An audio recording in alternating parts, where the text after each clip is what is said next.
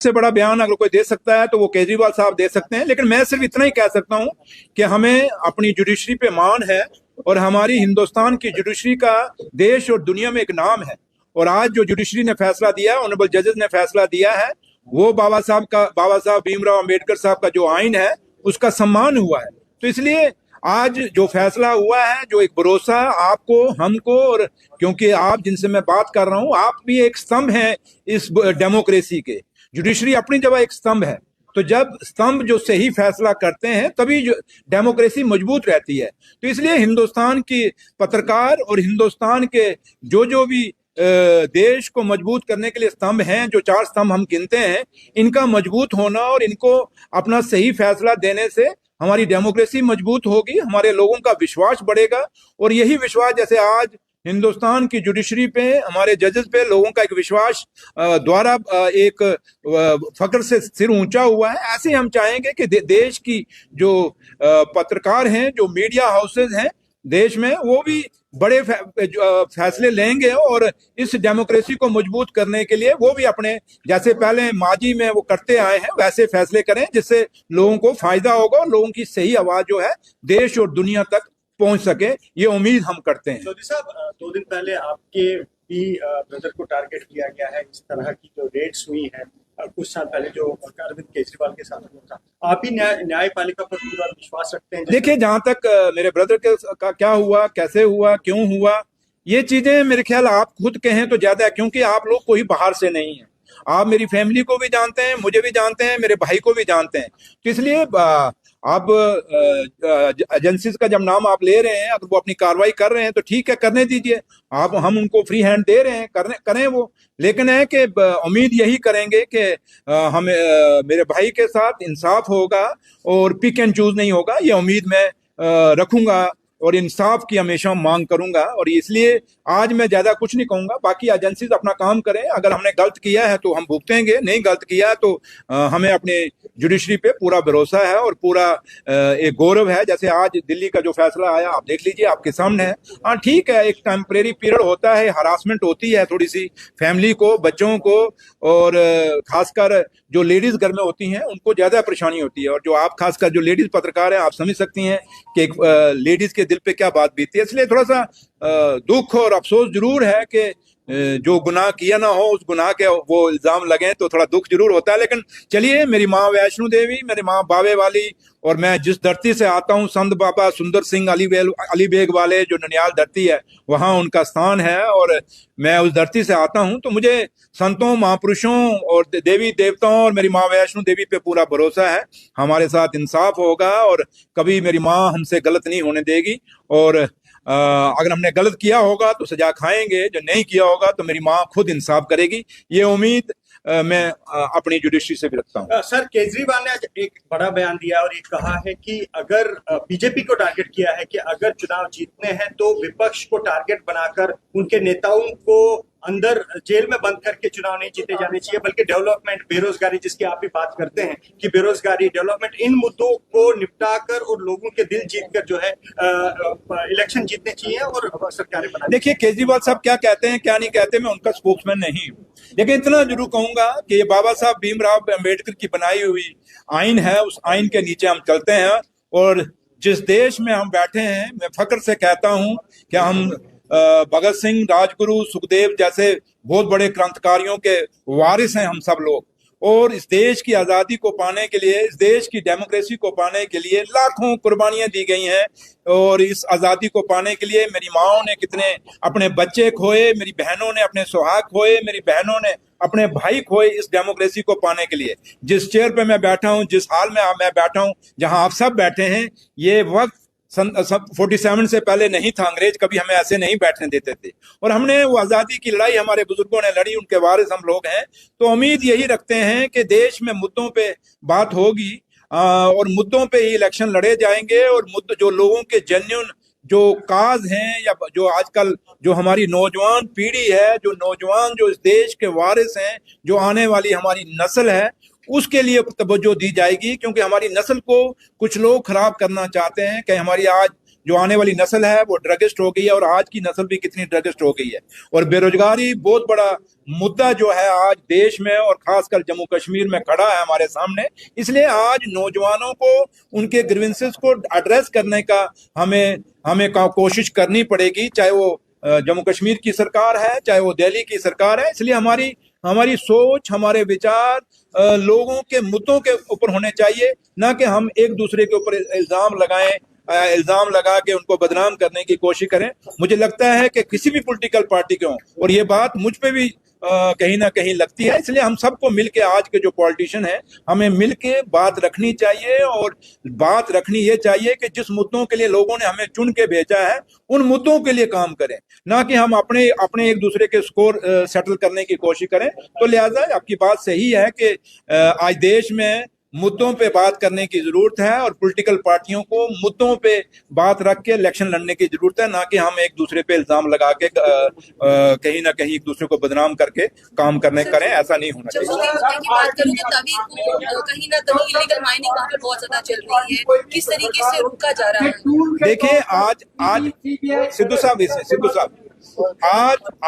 आज जो मैंने आपके सामने जो ये माइनिंग डिपार्टमेंट की पूरी एक बहुत बड़ी मीटिंग की, क्योंकि पहले तो 1.5 साल में समझ नहीं सका कि माइनिंग है क्या है। रोज मेरे पे इल्जाम लगाते थे, आप लोग भी मेरे से गिले शिकवे करते थे कि इलीगल माइनिंग हो रही है, लेकिन सच्चाई ये थी कि मुझे पता नहीं था। आज 1.5 साल बाद मुझे पता चला कि माइनिंग डिपार्टमेंट खाली माइनिंग डिपार्टमेंट नहीं है, बल्कि इसमें जो हमारे डिस्ट्रिक्ट के डीसीज हैं, वो जो डिस्ट्रिक्ट की टास्क फोर्स है माइनिंग की, उसके वो चेयरमैन हैं, एसएसपी जो डिस्ट्रिक्ट के हैं वो वहाँ मेंबर हैं, डीएमओ उसका मेंबर है, और जो माइनिंग डिपार्टमेंट जो प्रोग्राम बनाता है, जो पॉलिसीज बनाता है, उसको इम्प्लीमेंट करने के लिए वो आगे हमारे वहाँ खड़े हैं। तो लिहाजा आज जब मैंने मीटिंग ली, आपने देखा होगा जम्मू के जो डिस्ट्रिक्ट के डीसी साहब का, क्योंकि डीसी साहब छुट्टी पे थे, उनका रैप यहाँ पर एडिशनल डीसी साहब आए थे, एसएसपी साहब के रैप आए थे, और पूरे डिस्ट्रिक्टों के डीसी, काफी सारे डीसी जुड़े थे, जहाँ उनके रैप जुड़े थे, एसएसपी जुड़े थे, पूरे जम्मू कश्मीर यूटी के, और जहाँ एसएसपी उनके रैप जुड़े थे। आज एक बात क्लियर कर दी है हमने कहा कि इलीगल माइनिंग नहीं होगी। जैसे मैं कल गया था खुंदवाल में, मैंने देखा कि वहां एक कंपनी है, कोई शिवालय, उसने पूरा तभी को ही डाइवर्ट कर दिया, और आज खुंदवाल और जो आपका शेर कश्मीर एग्रीकल्चर यूनिवर्सिटी चट्ठा, जो वहां आपका वो पूरा पानी आया था, बरसात में फ्लड आया था, उसका कारण जो था बांध वहीं से टूटा था खुंदवाल से। और उस खुंदवाल का बांध टूटने का कारण सबसे बड़ा ये था कि वो शिवालय जो कंपनी थी उसने पूरी तभी को डाइवर्ट सेट कर दिया था, और बांध टूटने से आज हालत ये जो मैं कल देख के आया हूँ बेलीचराना और खुंदवाल के अंदर, कि अगर उसको नहा रोका गया तो ये पूरा खदवाल, ये चट्ठा, ये चट्ठा पिंड, ये चट्ठा फार्म, ये नीचे के जितने भी हैं बलोल तक इलाके हैं, सारे तबाह हो जाएंगे। तो इसलिए इस माइनिंग को रोकने की जरूरत है, और आज मैंने बिल्कुल क्लियर डायरेक्शन दे दिया है कि विदाउट पर्ची क्रैशर से कोई गाड़ी नहीं निकलेगी। जो पर्ची सिस्टम है हमारा, जो जिसको माइनिंग डिपार्टमेंट कंट्रोल करता है, उस पर्ची के बगैर कोई गाड़ी नहीं निकलेगी क्रैशर से। और दूसरा कि जितनी भी गाड़ियां हमारी जो माइनिंग में क्रैशरों पे डंपर्स हैं, या ये अपना जो रेता बजरी का काम करते हैं माइनिंग का, कोई भी गाड़ी, ये आप भी सुन लीजिए, विदाउट जीपीएस नहीं बाहर निकलेगी।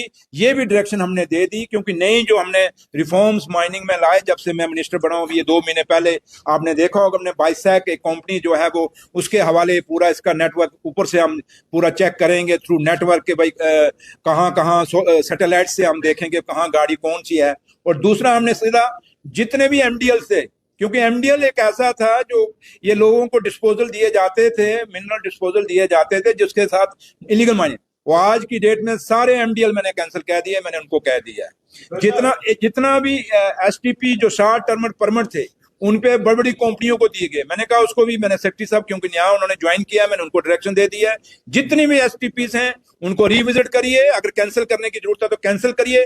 कोई भी कंपनी की गाड़ी, कोई भी क्रैशर की गाड़ी विदाउट जेपीएस नहीं निकलेगी, विदाउट पर्ची माइनिंग पे नहीं निकलेगी। ये आप लोगों को हम आज ये जो रेता पर्ची के जो रेट्स हैं, क्या इसको सरकार कोई रेगुलेट करने जा रही है? पब्लिक डोमेन में रेट्स डाले जाएंगे? मैंने वही कहा, ये जो मैंने आपको पर्ची कही ना, जब ये पर्ची इंप्लीमेंट होगी, क्योंकि आज देखिए मैं वही कह रहा हूँ ना कि ये जो पर्ची आज हमने इंप्लीमेंट की है, अब इलीगल माइनिंग नहीं होगी।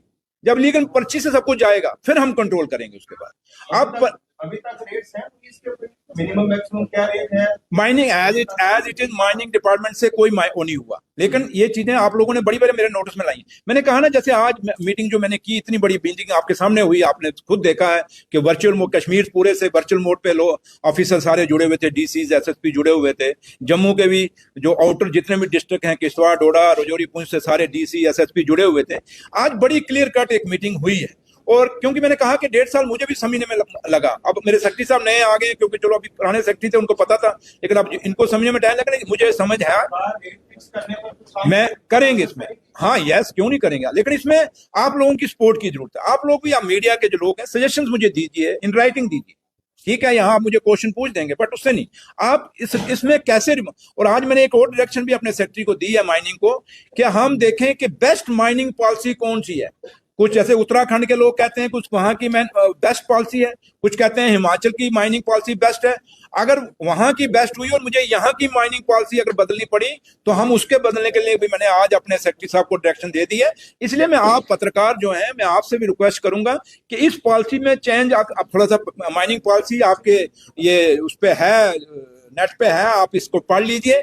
अगर आप कोई समझते हैं या आपको कोई आइडिया है, जो सीनियर जर्नलिस्ट हैं या नए जर्नलिस्ट हैं, अगर आप समझते हैं कि कुछ चीजें ऐड करने की जरूरत है या कोई डिलीट करने की जरूरत है, आप भी दे सकते हैं, ये भी आपके लिए। और नई पॉलिसी जब आएगी, मैं पब्लिक डोमेन में भी छोड़ूंगा। बट इतना मैं आपको अश्योर करता हूं कि नई पॉलिसी भी हम लाएंगे, इसको चेंज करने के लिए, जहां जहां खामियां हैं इस इलीगल माइनिंग को रोकने के लिए, वो भी दूर करेंगे। और जो आपने बात कही कि भाई ये रेट जो है, आम लोगों को, जो कस्टमर है, उसको सस्ते रेट पे, जैसे 2019 से पहले मिलता था, ये बाद में महंगा हुआ जब ये नई पॉलिसी आई, तो उसको भी हम कंसिडर करेंगे। लेकिन मैं इतना जरूर कहूंगा, इतना जल्दी नहीं हो पाएगा, बट आपके सजेशन की जरूरत है, और थोड़ा सा हमें टाइम दीजिए। काफी चीजें हम आप सुधार रहे हैं, जैसे आज पर्ची का मैंने कह दिया आपको कि विदाउट पर्ची आप भी कभी अगर निकलते हैं तो गाड़ियों को पूछ लीजिए, पर्ची है। और मैंने ये भी कहा कि एक पर्ची पे 4 फेरे, 5 फेरे नहीं लगेंगे, एक पर्ची पे एक ही फेरा लगेगा। ये सारी चीजें आज बड़ी एक घंटा मीटिंग चली है, मैंने सारी डायरेक्शन दे दी है। लेकिन मैं फिर भी आखिर में आप सबसे यही कहूंगा कि आप लोग भी हमें सपोर्ट करिए। ये इलीगल माइनिंग मेरे कान भी पक गए हैं, लेकिन आप भी थोड़ा सा हम कुछ कई लोग बयान देते हैं, उन बयानों के बजाय थोड़ा सा प्रैक्टिकली आप भी, जैसे तवी है, मैंने उनको कहा तवी को बिल्कुल सील कर दीजिए, कोई इलीगल माइनिंग नहीं होगी। और डिगिंग 1 मीटर है तो 1 मीटर से नीचे कोई नहीं जाएगा। ये सारी चीजें मैंने आज कही। सर, पिछले कुछ दिन पहले ना, आपने बड़ी अटपटी बात है, ये एक चीज बिक रही है, उसका कोई कंट्रोल ही नहीं है, सरकार का कोई कंट्रोल और संभाल ही नहीं है उसको। नहीं, देखिए सुरेंद्र जी, एक चीज मैंने कहा ना आपको, सरकार बने अभी 1.25 साल हुआ है, हमें इस माइनिंग को देखिए, एक बड़ा एक बिखरा हुआ सिस्टम था मेरे हाथ जब ये चढ़ा है। और जब हम ये बिगड़ा हुआ सिस्टम जब हमारे हाथ में चढ़ा है, तो उसको सुधारने में टाइम तो लगेगा। लेकिन मैंने कहा ना कि हम, जहां तो हमने बिगाड़ा है, जहां हमने पॉलिसी बनाई है, ना पॉलिसी हमारी उमर अब्दुल्ला सरकार ने बनाई, ना हमने ये माइनिंग का माहौल बिगाड़ा, ये हमें माजी से मिला है। और एक चीज बिगड़े हुए निजाम, घर में अगर कोई चीज बिगड़ जाए जनाब, उसको भी तो टाइम लगता है सुधारने में। इसलिए मुझे हमें टाइम दीजिए। लेकिन मैं इतना जरूर कहता हूं कि एज ए माइनिंग मिनिस्टर मैं आप सबको अश्योर करता हूं कि इलीगल माइनिंग रोक दूंगा। और जो आप कह रहे हैं कि वो लोगों को सस्ता बजरी रेता मिलना चाहिए, उसके लिए पूरा काम करूंगा। और मेरा वादा रहा आपसे, क्या एक दिन ऐसे हम बैठेंगे और आप कहोगे कि सुरेंद्र चौधरी ने करके दिखाया। इसलिए मेरा लीडर और जम्मू कश्मीर के मुख्यमंत्री जनाब उमर अब्दुल्ला साहब की साफ डायरेक्शन है कि इलीगल माइनिंग नहीं होनी चाहिए, लोगों को सस्ता मटेरियल मिलना चाहिए। और सबसे बड़ी बात, आपको पता है कश्मीर में और या जम्मू में भी कुछ लोग जो थे दिहाड़ी इस चीज पर लगाते थे, 1 ट्राली रेता निकालते थे, जब बजरी उनके ऊपर उनका घर चलता था। जहाँ कश्मीर के अंदर स्टोन क्वारी थी, सैंड क्वारी थी, ये सारी चीजें नई पॉलिसी में बंद हुई। हमारी कोशिश है कि ये जो गरीब लोग हैं जो स्टोन कैरी करते थे, जो स्टोन जो जिसमें लंगड़ी डंडा भी कश्मीर में से कई लोग मंगवाते थे, वो बनता था, या कब्रिस्तान पे जो पत्थर लगता वो बनाते थे, ये चीजें भी सैंड काफी चीजें रोकी गई।